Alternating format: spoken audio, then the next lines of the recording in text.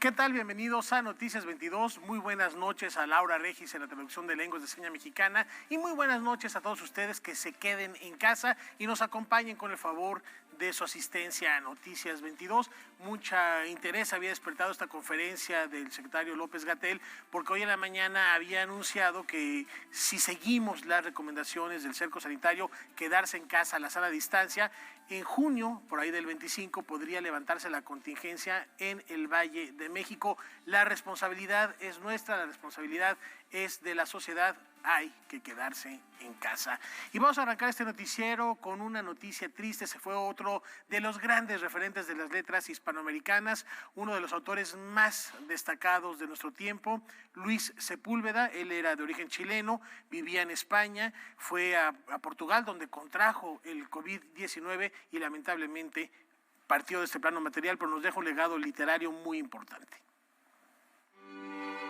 Contar bien una historia fue la única regla que siguió a lo largo de su trayectoria el escritor Luis Sepúlveda, quien debido a su militancia socialista salió de Chile en 1977 tras ser encarcelado casi 3 años por la dictadura de Pinochet, que le compensó 28 años de prisión por 8 de exilio. Viajó por una docena de países latinoamericanos hasta residir en Hamburgo, ciudad en la que se desempeñó como corresponsal de prensa y años después se unió a la tripulación de un barco de Greenpeace en la lucha por la conservación del medio ambiente. Aunque había publicado poemas y relatos en su juventud, Sepúlveda se convirtió en un fenómeno editorial a finales de la década de los 80 con el libro Un viejo que leía novelas de amor.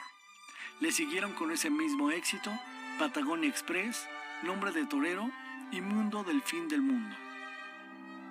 En esos años era el escritor latinoamericano más leído en Europa, con millones de ejemplares en todos los idiomas. Fue autor de una veintena de novelas, libros de viaje, guiones y ensayos. Algunos fueron adaptados al cine como Historia de una gaviota y del gato que le enseñó a volar, por el italiano Enzo Dallo, y Un viejo que leía novelas de amor, dirigida por el australiano Rob De Heer. También escribió y dirigió el largometraje Nowhere y el cortometraje Corazón Verde.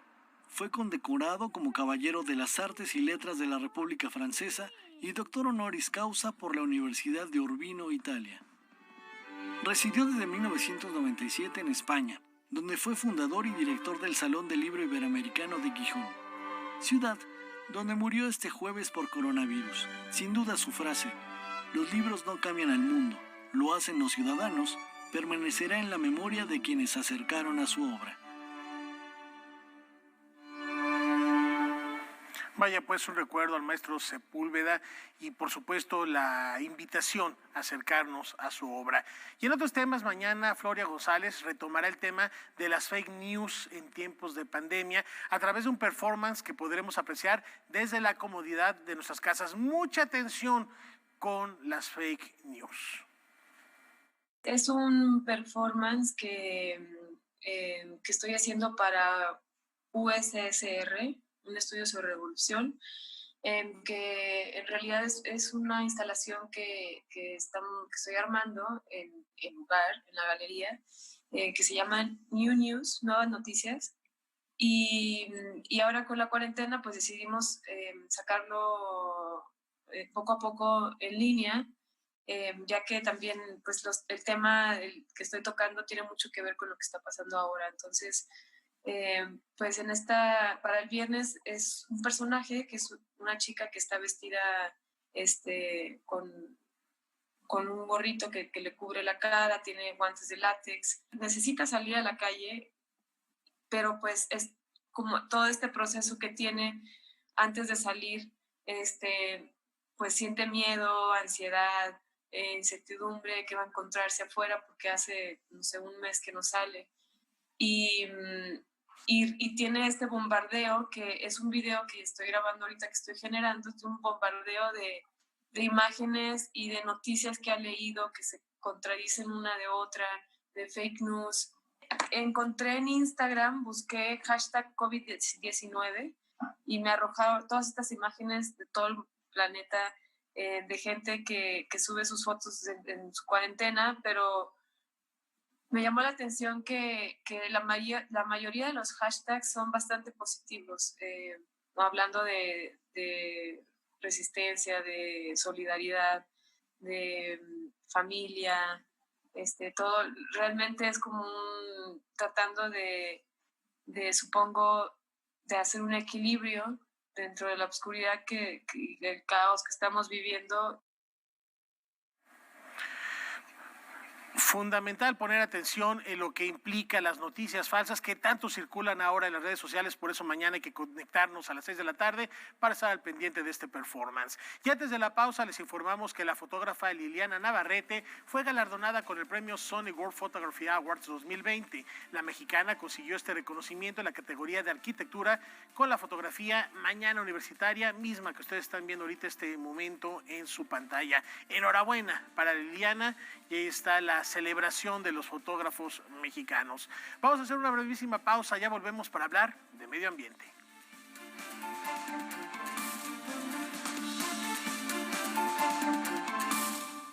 Contigo en la distancia. Hola, soy Pablo Boullosa, de La Dichosa Palabra, y quiero recomendarles un libro para estos tiempos difíciles que también puede ser disfrutado en cualquier otro tiempo. El título es Las Barbas del Profeta y lo escribió Eduardo Mendoza, uno de mis novelistas favoritos. Está publicado por el Fondo de Cultura Económica en su colección Biblioteca Premio Cervantes, precisamente porque Eduardo Mendoza es Premio Cervantes. Las Barbas del Profeta nos habla con agilidad y con humor y con una muy buena disposición acerca de las historias de la Biblia, las historias que oímos y con las que nos estamos muy familiarizados todos los que crecimos en hogares católicos y que recibimos clases de catecismo o lo que en España llamaban clases de historia sagrada. Los mitos de la Biblia son mitos que nos acompañan, son una parte fundamental de nuestra cultura y Eduardo Mendoza los aborda insisto, con ligereza, pero también con inteligencia y con perspicacia. Ojalá puedan echarle un ojo a Las Barbas del Profeta de Eduardo Mendoza, un libro que los va a divertir enormemente. Cuéntenos ustedes también qué están leyendo. Recomiéndenos algo. Secretaría de Cultura. Gobierno de México. ¡Ey! El coronavirus se quiere meter con nuestros abuelitos. Tenemos que hacer todo lo necesario para cuidarlos y que ellos no tengan que salir de casa. Llevarles el mandado, sus medicinas y que no les falte nada. Y si vas a ayudarles, usa cubrebocas, lava y desinfecta tus manos y mantén distancia. Pero si no es necesario, no los visites. Llámales por teléfono, infórmales y diles lo mucho que los quieres. Al coronavirus lo vencemos juntos, pero no revueltos. Movimiento Ciudadano.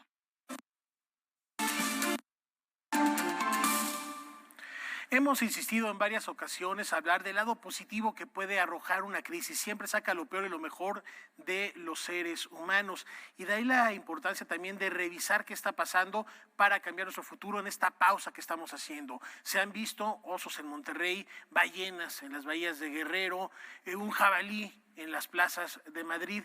La naturaleza también con la que convivimos está exigiendo que el hombre, que es la peor plaga de este planeta, haga una pausa, aprovechando esta que nos está obligando el coronavirus, para también darle un respiro, darle pausa.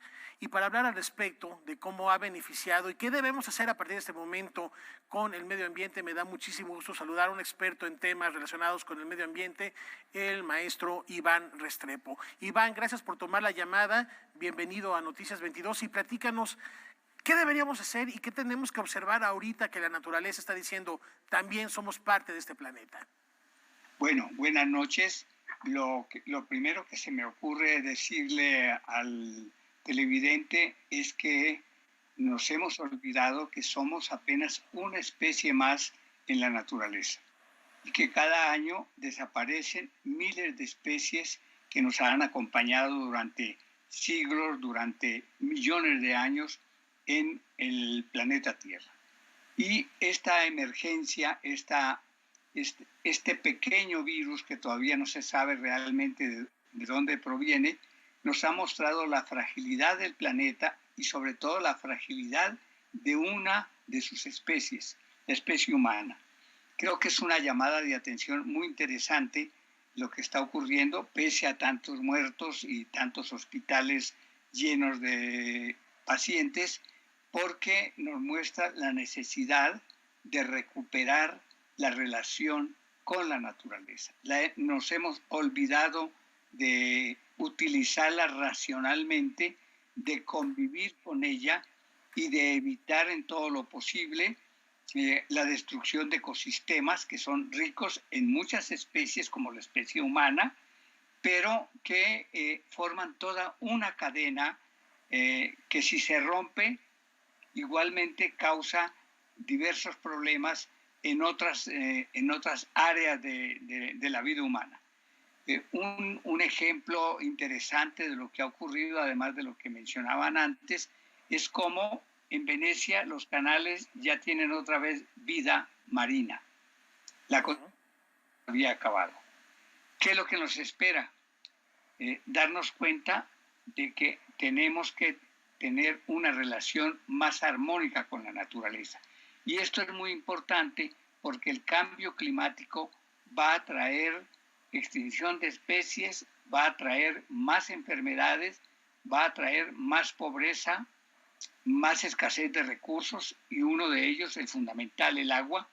Y creo yo que teniendo en cuenta lo que nos está pasando y lo que nos va a pasar a futuro, si no logramos detener el calentamiento global, no solo vamos a tener virus, sino que vamos a tener una mayor cantidad de problemas relacionados con la escasez de recursos, fundamentalmente el agua. Y por otro lado también las cosechas. Si no hay agua, no hay cosecha, no hay alimentos. Si no hay agua, no hay industria. Si no hay agua, los hogares van a tener severos problemas para llevar una vida diaria relativamente armónica. En fin, creo que esta es una llamada fundamental, lo que nos está pasando, y vista a futuro. Es decir, no solo lo actual, sino también lo que nos va a pasar de aquí al 2050 si no logramos reducir el calentamiento global.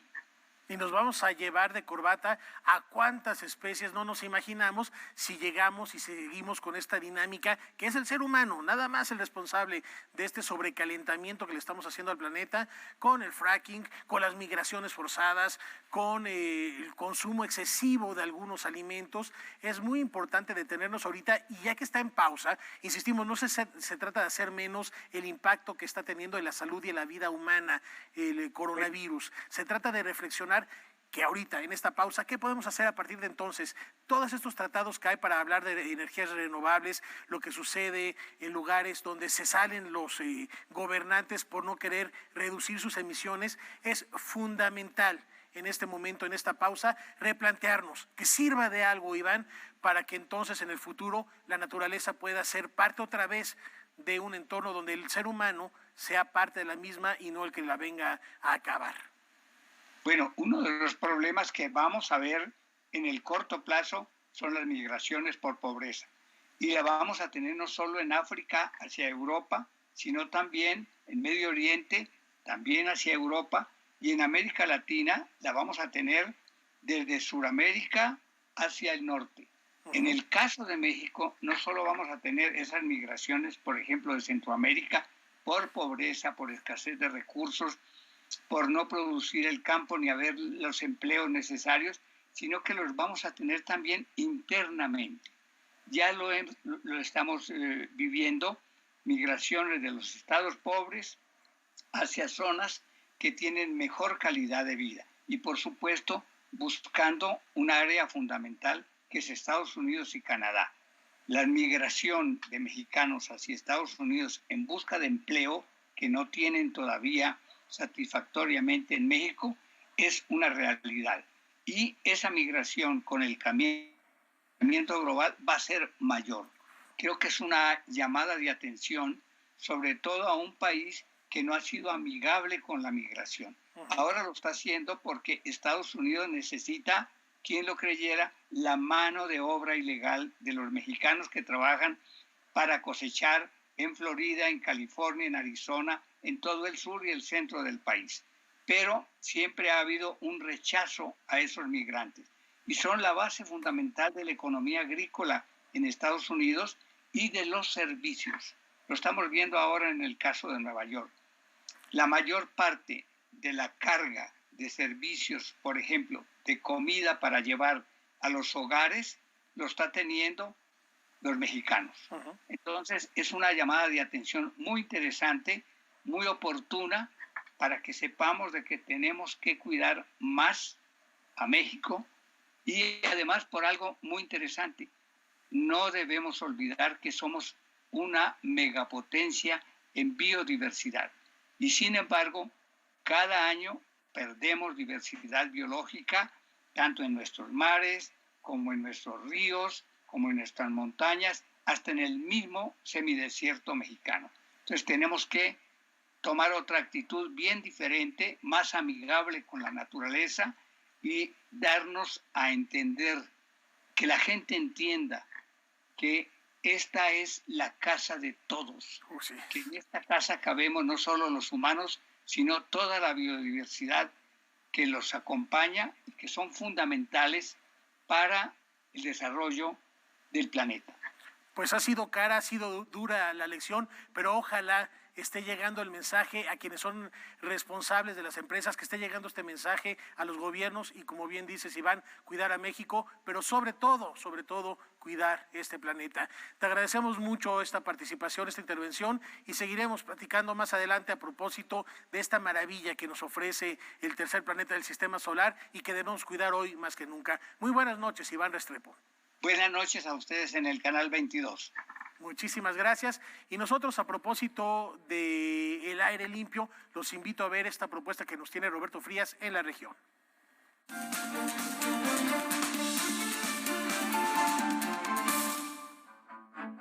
Tenemos que replegarnos lo más que podamos para esquivar a la gente invisible, un virus que nos roba la capacidad de respirar y nos devuelve el asombro y el miedo.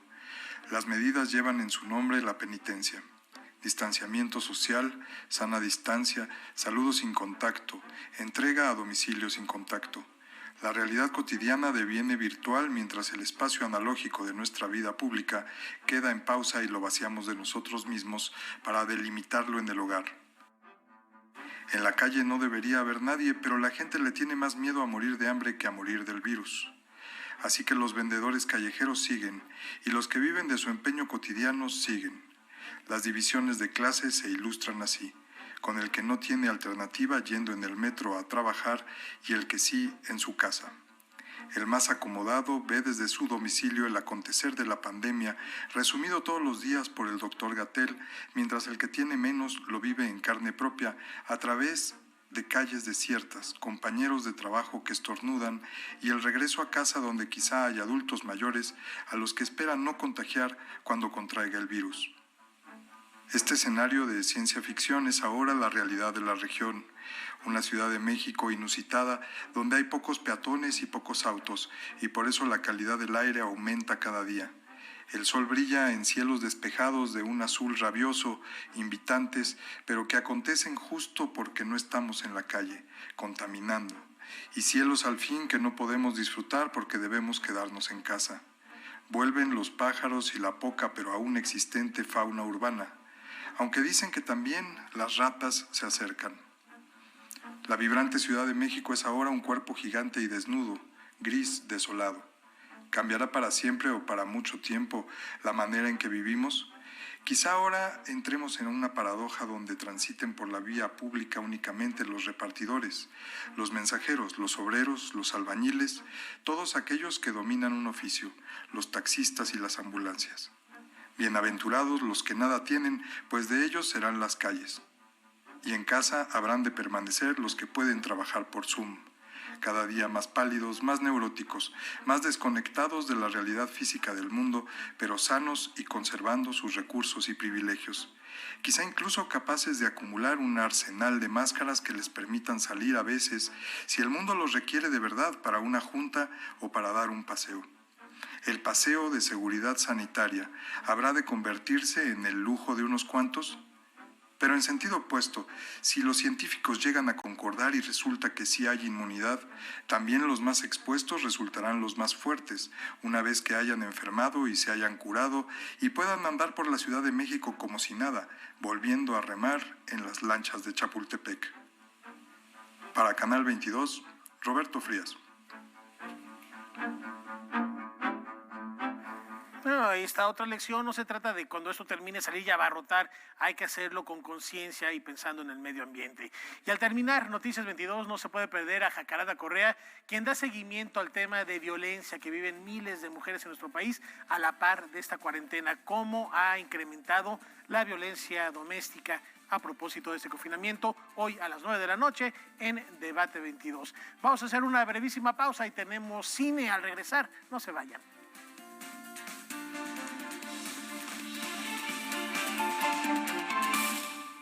Contigo en la distancia ¿Qué tiempos tan extraños estamos viviendo, verdad? Fake news, manipulación, miedo, empobrecimiento del lenguaje. ¿A qué te suena? ¿A qué te suena? Obviamente a 1984 de George Orwell.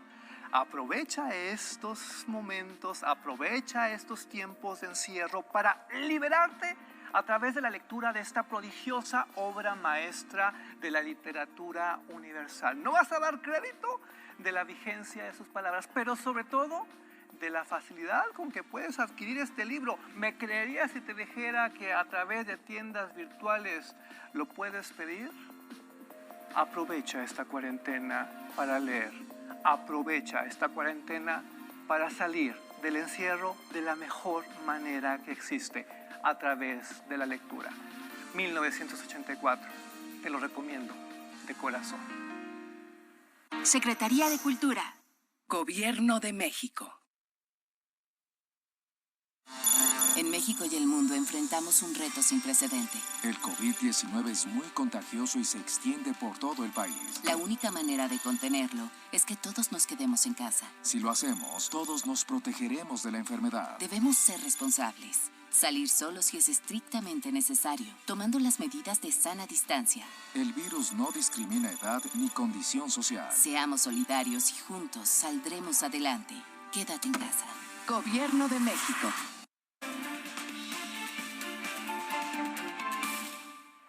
¿Qué mejor manera de evitar la ansiedad que nos hablaba Roberto Frías hace unos instantes ahora en el encierro que con buen cine? Quédense en casa porque Canal 22 tiene una programación extraordinaria para esta noche. Julio López en Marquesina nos platica de qué se trata.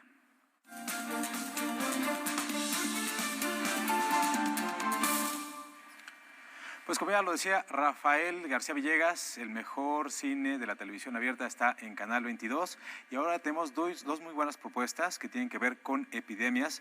La primera de ellas es El Año de la Peste y justamente me acompaña vía remota mi querido amigo Juan Arturo Brennan para hablar de esta película con la que participa con grandes personalidades de las letras. ¿Cómo estás, Juan Arturo? Hola Julio, hola Rafa, hola a todos en el estudio y hola a todo el público también. Buenas noches. Bueno, esta película la dirige Felipe Casals, pero el guión, nada más y nada menos, estuviste ahí colaborando con Gabriel García Márquez y con otro escritor mexicano también muy conocido. Cuéntanos un poquito cómo llegas a este proyecto. Mira, la llegada de este proyecto fue un proceso muy interesante, contado de una manera muy sucinta. Cuando Felipe y García Márquez planearon hacer esta película, ya tienen una idea más o menos certera del tema. García Márquez dijo que quería un colaborador, pero que no quería a uno de los guionistas tradicionales del cine mexicano de aquella época. Sus razones habrá tenido, nunca me las comentó. El caso es que para obtener ese colaborador, que querían que fuera un joven, que tuviera algo que ver con el cine y que supiera escribir, nos convocaron un montón de chamacos, adolescentes casi, del CCC, de lo que entonces era el CUEC, de la Facultad de Filosofía y Letras, de otras instituciones. Éramos como una treintena, si la memoria no me falla, y nos dieron a cada uno un ejemplar del diario del Año de la Peste, de Daniel Defoe, y a cambio de 1,000 pesos, que eran una fortuna para cada uno de nosotros en aquel tiempo, yo recuerdo que los invertí en mi colegiatura del CCC, nos pidieron un resumen, hacer una sinopsis muy breve. No nos dijeron para qué, no nos dieron ningún dato, era un secreto absoluto. Entregamos todos nuestra sinopsis, cobramos nuestros $1,000, yo fui muy contento con mi cheque, y 3 semanas después recibo una llamada de la secretaria de Felipe. Señor Brennan, me decían señor, tenía yo 22 años. ¿Puede usted venir a la oficina del señor Casals el próximo martes? Sí, cómo no. Inocente de mí, yo creí que les había gustado mi sinopsis y que me iban a encargar otra y otra y otra, y dije, $1,000 cada tantas semanas, pues bien, ¿no? Y llegué a la oficina de Felipe Casals, estaba ahí él, me presentó con García Márquez, que estaba sentado junto a él, nos presentó y dijo, bueno, ahí los dejo, discutan. Se fue Felipe Casals y Gabriel García Márquez me platicó cuál era la idea de todo este concurso secreto, me platicó el proyecto y me dijo, pues tú eres el elegido, empezamos el lunes próximo a trabajar a las 4 de la tarde en mi casa, estate puntual. Y los 6 meses siguientes fueron realmente una experiencia formidable para mí. No, es impresionante porque además esta historia tiene mucho que ver con lo que se vive en nuestro país. Justo la película inicia con un contagio de una enfermedad respiratoria que se da pues, en uno de los lugares más comunes y más concurridos de esta ciudad, que es el metro de la Ciudad de México. Así empieza esta historia. Cuéntanos un poquito más acerca de ella, que también tiene que ver mucho con el actuar de las autoridades. Sí, mira, yo creo que estoy seguro que la película tiene numerosos puntos de interés y que se ha vuelto en estas semanas de una actualidad absolutamente impresionante. He estado reflexionando mucho sobre la película en estos meses, porque sí, cerca de mí, fue el punto culminante de mi carrera en ese momento, es que en su tiempo fue una película de ficción. Hoy en la noche, que la gente la vea a las 10:30 por Canal 22, la gente va a creer que es un documental. Y eso es muy impresionante, ¿sí? Y lo que era ciencia ficción se ha vuelto casi un reality show, con todas las de la ley. Entonces, esa actualización, ese aggiornamento, como se diría en italiano, de la película de 1979 al 2020 es, además de sus cualidades intrínsecas como película, es como un plus que hace que sea absolutamente importante e interesante verla en nuestros días. De hecho, la he visto recientemente varias veces, circuló en video comercial algún tiempo, la he visto algunas veces, y hay muchas imágenes puntuales, y hay muchas frases de los medios, de los políticos, de los comentaristas, de los científicos, que hoy día están siendo repetidas casi verbatim, y eso hace que la película cobre una actualidad realmente fundamental.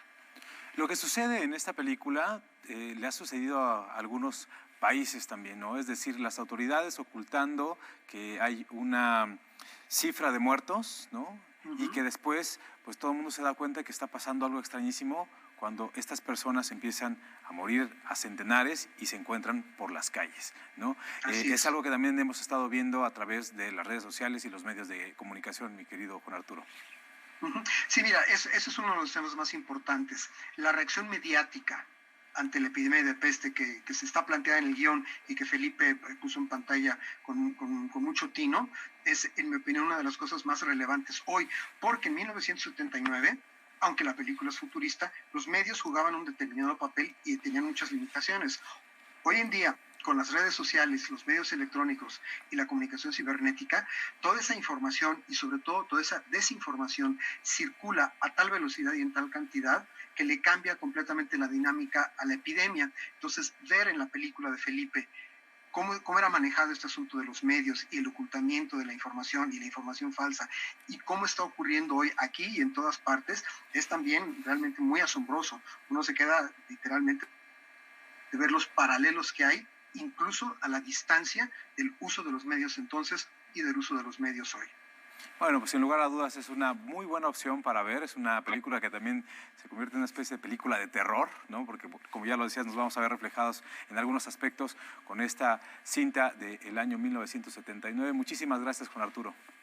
Gracias a ti, Julio, y espero que todo nuestro público se quede despierto y a las 10:30 de hoy vea por Canal 22 El Año de la Peste. Hay unas imágenes absolutamente maravillosas ahí. Pues ahí hay que echarle un ojo de nuevo. También está por ahí en alguna plataforma digital, si es que no tienen la oportunidad de verla hoy, pero vale mucho la pena verla hoy en una pantalla mucho más grande que en una computadora, así que echen un ojo. Muchísimas gracias, Juan Arturo. Gracias, Julio, gracias a todos. Chao. Bueno, y ahora hay muchas formas de hacer cine y justamente una de ellas es la que propone Smart Films, que hacer cine con celulares, y junto con el IMCINE van a dar un curso para que la gente sepa cómo utilizar estas herramientas que tiene en la mano para retratar su realidad. Vamos a ver de qué se trata. Mientras otros festivales de cine cancelan o aplazan sus fechas, Smart Films cobra relevancia pues es un proyecto pensado para difundir, exhibir y crear historias con dispositivos móviles. Ahora mismo lanzó la convocatoria 18 horas en cuarentena, la película. Estamos recibiendo material tanto de México como de Colombia porque queremos hacer una película en coproducción con los dos países, con todo lo que están sintiendo los mexicanos y lo que están sintiendo los colombianos con esta cuarentena, porque es que la verdad, yo no sé si tú lo sientes, pero estamos en una película. Este proyecto diferente que busca involucrar a los participantes en todos los procesos de producción y no solo como proveedores de historias o imágenes. Cada día se invita a la comunidad a participar en alguna de las 4 etapas que componen la película: preguión, pregrabación, postedición y exhibición. Todo sin salir de casa. Yo sí creo que tenemos que aprender de esto, tenemos que generar conciencia de esto, tenemos que entender, y creo que el coronavirus nos habló, nos educó, activó todo el proceso digital en las compañías, activó el teletrabajo, activó la creatividad, activó una cantidad de cosas para las que seguramente decíamos que no estábamos preparados, pero mentiras, que sí estamos preparados porque nos tocó. Entonces, digamos que poder generar esas estrategias sobre todo de desahogo, porque las historias sanan. Entonces, las historias que nos están contando de todo lo que sienten en esta cuarentena, las vamos a replicar en 18 horas en cuarentena, la película. Paralelamente, Smart Films, en alianza con el Instituto Mexicano de Cinematografía, ofrecerá un curso en línea para que las personas puedan aprender a hacer cine con un celular. La cita es el próximo viernes 24 de abril, a las 11 de la mañana a través de la plataforma Sala Creativa. Basta con entrar a la página www.imcine.gov.mx. Con información y texto de Julio López, Rodrigo Peredo, Noticias 22. Bueno, ahí tienen toda la información y ya se los adelantábamos.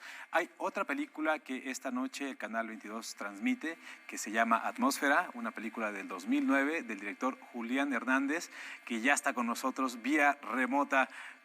¿Cómo estás, Julián? Muy bien, Julio, muchas gracias. Pues experimentando estas cosas.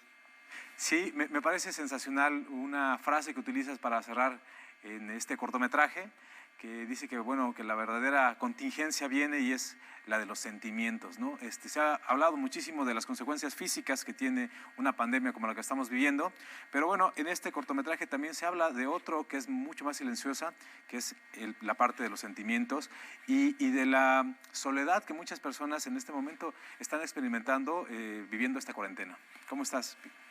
Sí, sin duda, es un cortometraje que, como bien dices, hicimos ya hace un buen rato, hace 10 años, a raíz de la epidemia aquella del H1N1, y que bueno, en aquel momento Ulises Pérez Mancilla y yo, que somos los que escribimos el guión junto con Sergio Loe, el poeta, pues pensamos que era lo que nos queríamos enfocar era precisamente en eso, en lo que sucede en las personas una vez que se quedan por esta circunstancia repentina, digamos, encerrados en cada uno en su cuarto de hotel, en un hotel de playa, ¿no? O sea, pensábamos que era lo más interesante, sí, como los personajes iban a poder salir un poco después de todo lo que escuchan, un poco las noticias, lo que se escucha a través del altoparlante y cómo iban a lograr salir después de esto, ¿no?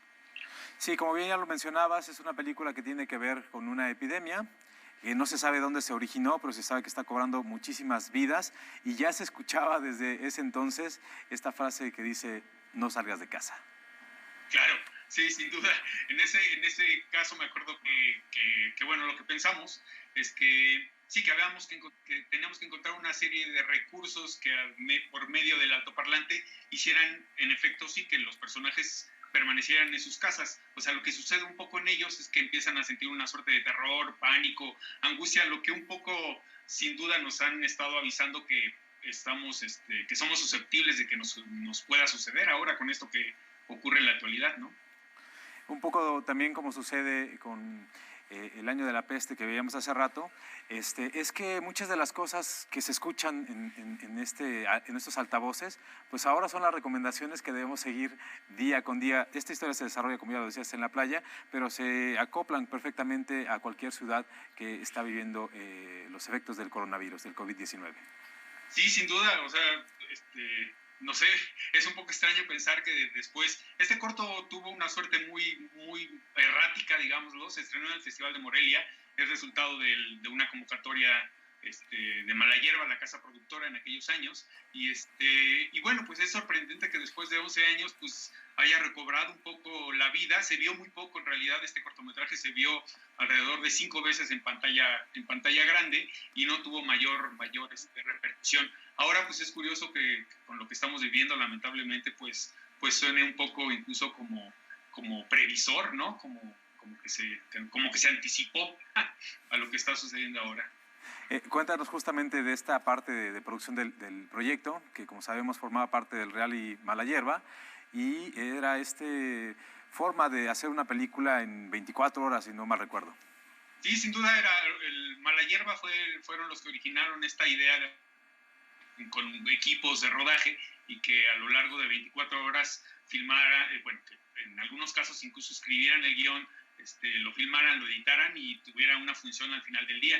En este caso, lo llamaron el Rally Malayerba Pro, me acuerdo, porque todos éramos directores que ya teníamos 1 o 2 películas de largometraje estrenadas. Yo venía regresando de Rabioso Sol, Rabioso Cielo, que se había presentado en el Festival de Berlín, y bueno, nos invitaron, estaba Isa López por ahí, estaba el maestro, había varios personajes por ahí dirigiendo, ¿no? Muchos actores muy jóvenes, los actores de mi cortometraje, salvo Damayanti Quintanar, Harold Torres y Guillermo Villegas, pues eran de muy reciente ingreso en el cine, ¿no?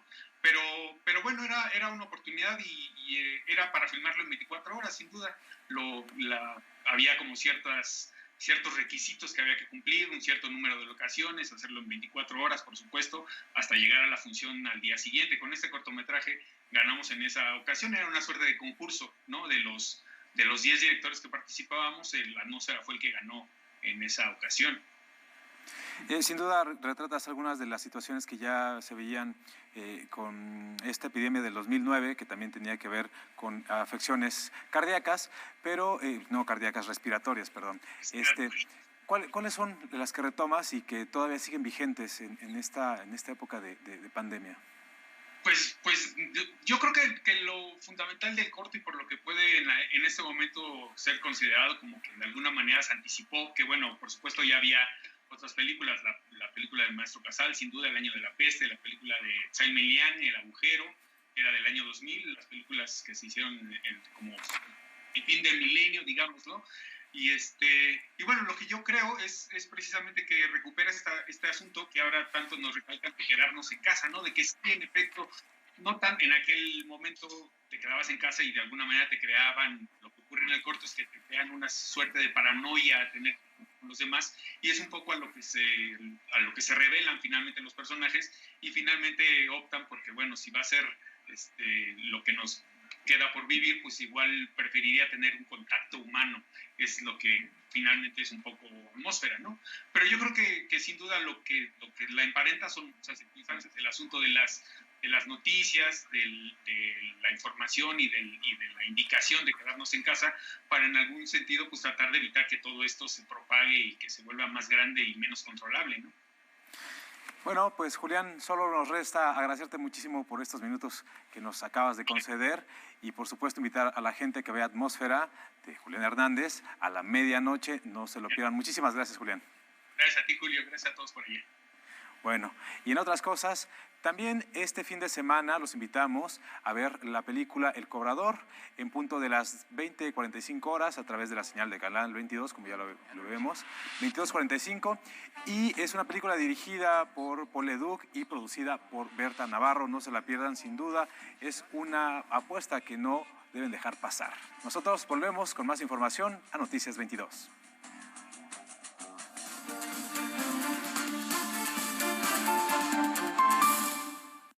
Estamos ante la presencia de algo más grave de lo que usted se imagina.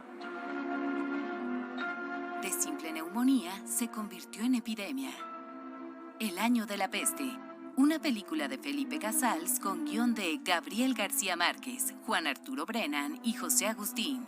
Evacuar y sellar una escuela. Aislar a los niños y a los maestros como si se tratara de, qué sé yo, de una guerra. Cinema 22 Mexicano, jueves 22:30 horas.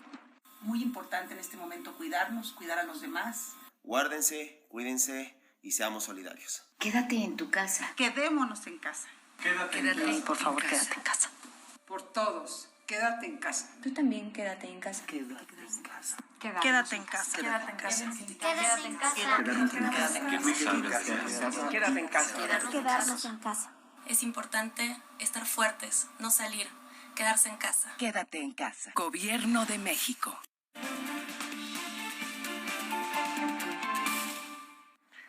Y como todos los días, les recomendamos las actividades que pueden encontrar en la página Contigo en la Distancia. Esta no se la pueden perder.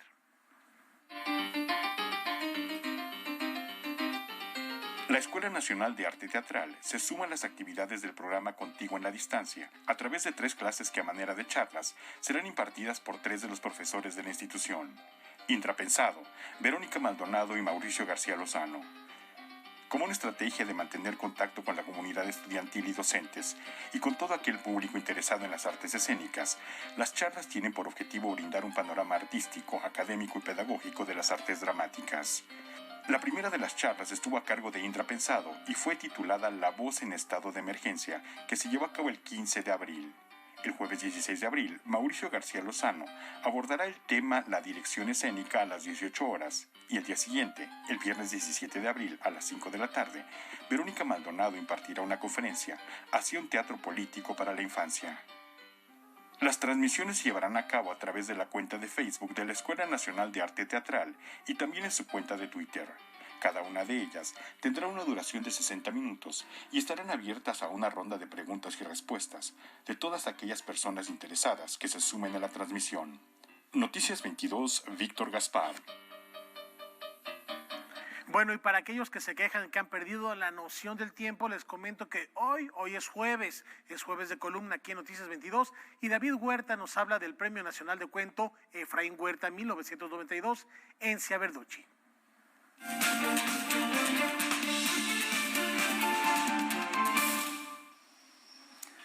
En el año 1948, en Italia, un individuo solitario llamado Oreste Fernando Nanetti atacó a un agente de la policía y fue casi de inmediato arrestado e internado en un hospital psiquiátrico.